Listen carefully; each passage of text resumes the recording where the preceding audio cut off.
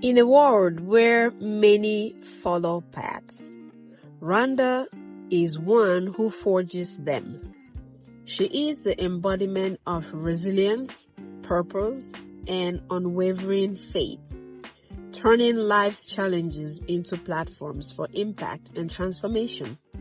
Her journey is not just a story of success, but of significance.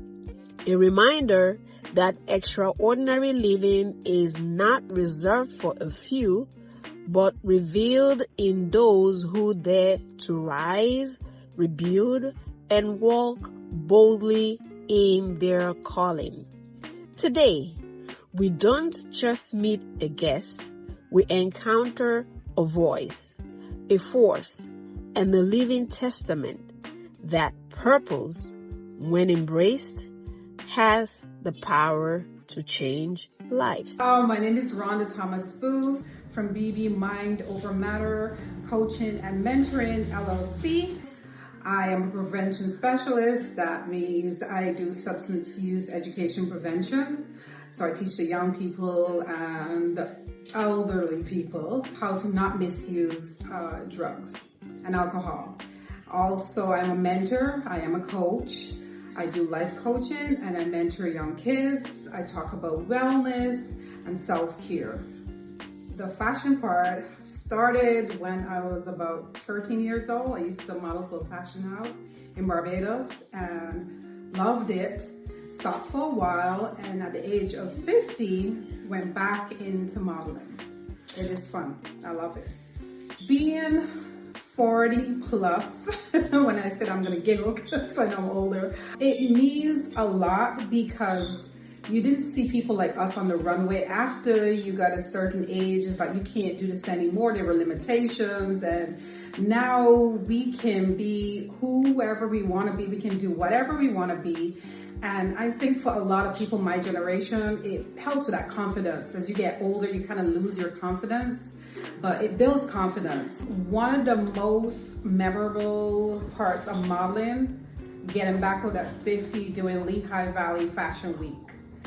Taking that, being granted that opportunity to model and then wearing one of the most beautiful pieces I've ever stepped into at that time, because since then I've stepped into some amazing pieces, but I had a gown that was made from different pieces. It was recycled, it was intertwined with all this information. And the fact that the back of the gown had a butterfly, it reminded me of my girlfriend who passed away. So at that time, I felt like she was connected. She was here with me. So I think that's one of the most memorable times I had. And being around all the young and amazing models that embraced me, because when I put my age on the sheet and I realized I was the oldest at that time, I was like, oh my God. And then one of the models said to me, oh, you are where you belong. Don't worry about this. You got this. The Lehigh Valley Fashion Week models, amazing. They're all amazing. And thank you so much for embracing me. Being positive. And sometimes when I say being positive, yes, there are good days and there are bad days. But this is when you dig deep. You dig deep. I always talk about the 4 characters. We have 4 characters in our brain.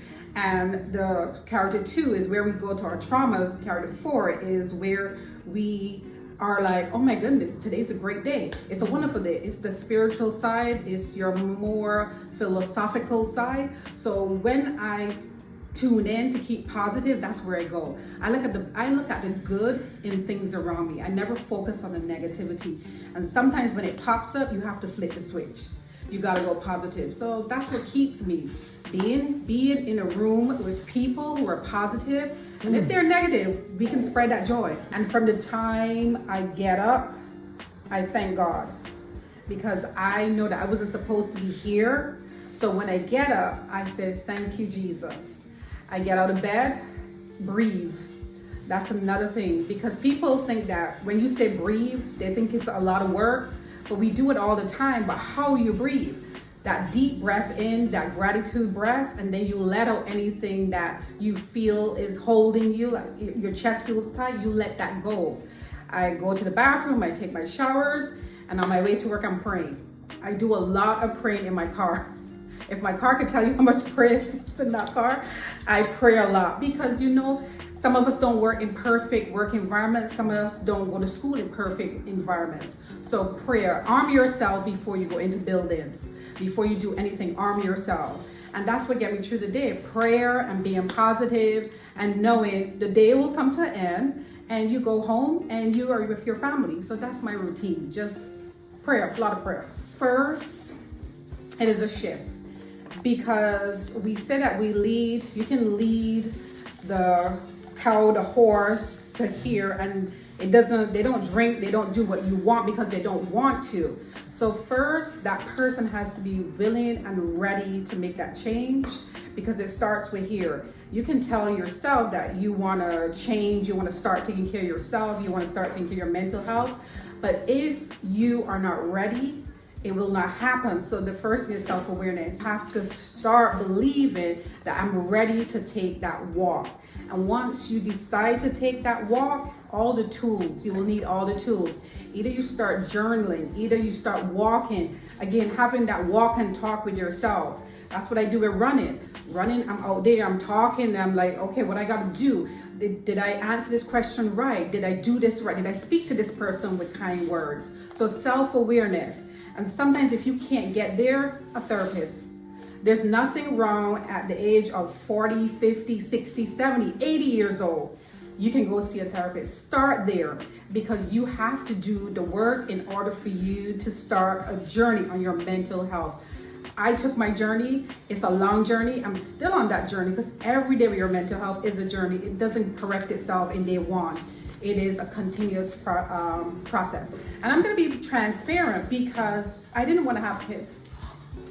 I did not want to have kids. I didn't see myself as a mother because of the way I grew up, not with a mother. So I didn't want to have any kids.